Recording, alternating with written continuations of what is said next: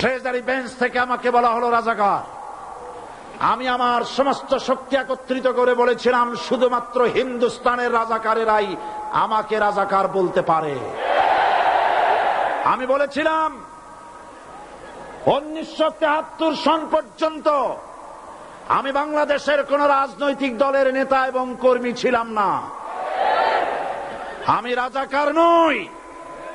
আমাকে রাজাকার বলে যদি তাকেও প্রমাণ করতে না পারে 10 কোটি টাকার মানহানি মামলা দায়ের করব।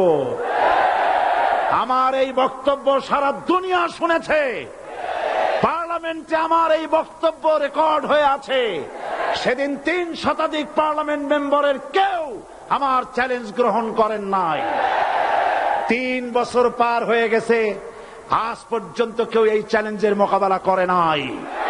সুতরাং আমাকে যারা রাজাকার বলবে তারা পিতৃ পরিচয়হীন অবৈধ সন্তান। 1971 সনের, শোনো মুসলমানেরা, 1971 সনের কোন কাদা সাইদির গায়ে লাগে নাই। আমাকে রাজাকার বলে জনগণ থেকে বিচ্ছিন্ন করবা, জনগণ থেকে আমারে বিচ্ছিন্ন করা যাবে না। কারণ এই জনগণ আমার জন্য আসে না, এই জনগণ আসে আল্লাহর কোরআনের জন্য।